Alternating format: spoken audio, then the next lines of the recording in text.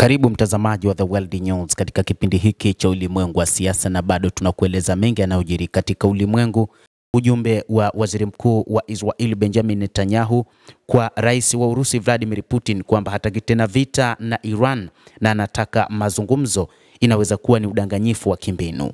Wanadiplomasia pamoja na majasusi wa Iran wamesema wamepokea ujumbe kutoka Israel unaoripotiwa kupitishwa na Rais wa Urusi Vladimir Putin ambao unapendekeza kwamba utawala huo wa Israel hautafanya vita vipya dhidi ya Iran. Kwa juu ujumbe huo unaweza kuonekana kama mabadiliko ya kukaribisha kuelekea kushuka kwa kasi katika eneo ambalo liko ukingoni, wakati viongozi wa utawala wa Israel ambao wanaungwa mkono na Marekani wanaonekana kudhamiria kupiga mabomu kuelekea Tehran.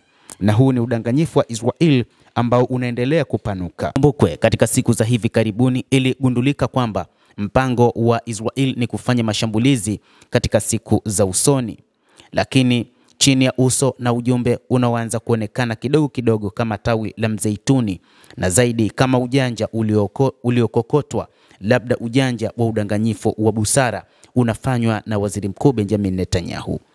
Kauli ya Putin imekuja miezi kadhaa baada ya vita vya siku 12 vya Israel dhidi ya Iran ambavyo vilichochewa katika mwezi wa Juni, Israel ikiwaua makamanda wengi waandamizi wa kijeshi wa Iran na wanasayansi wa nyuklia, siku mbili tu kabla ya wanadiplomasia wa Iran kuratibiwa kufanya duru ya 6 ya mazungumzo yasiyokuwa ya moja kwa moja na wenzao wa Marekani huko nchini Oman ili kufikia makubaliano ya nyuklia.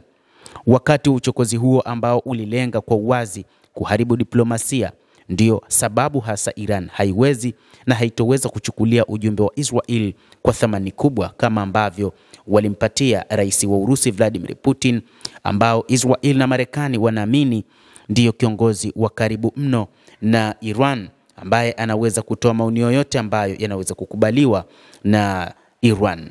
Viongozi nchini Iran wanasema kwa sasa wamejiandaa kwa kila mbinu ambayo inatumiwa na Israel, na tayari wameshaisoma Israel na Marekani ni nchi za aina gani na zina viongozi wa aina gani. Waziri wa mambo ya nje wa Iran Abbas Araghchi hakuwa na shaka. Anasema wao Israel walikuwa wamedai kuwa hawataki vita vipya na makabiliano na Iran. Aliambia shirika la utangazaji la taifa, hii haiathiri hesabu zetu. Uwezekano wa udanganyifu huu kutoka kwa serikali bado uko juu sana. Viongozi wa Israel kwa hakika waliachwa wakishangazwa na nguvu kubwa ya makombora ya ballistic ya Iran ambayo yalipenya mifumo ya ulinzi wa anga yenye safu nyingi za utawala huo na kusababisha uharibifu mkubwa kwa miji ya Israel kutokana na kulipiza kisasi kulikofanywa na Iran.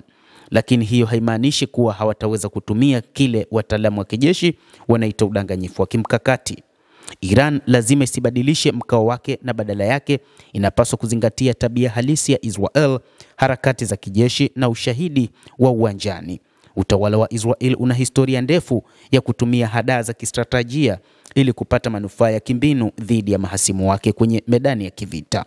Shambulizi la anga la Septemba 9 lililolenga uongozi wa Hamas huko Doha, Qatar, lilikuwa mfano wa vitabu vya kiada. Shambulio hilo la wazi ambalo lilizua shutuma nyingi za kimataifa lilikuja wakati viongozi wa Hamas walikuwa wamekusanyika kuchunguza pendekezo la kusitisha mapigano katika ukanda wa Gaza lililotolewa na Marekani, ambayo ndio mshirika wa karibu kabisa na ndio ambayo inatoa misaada ya kijeshi na kifedha kwa ajili ya Israel.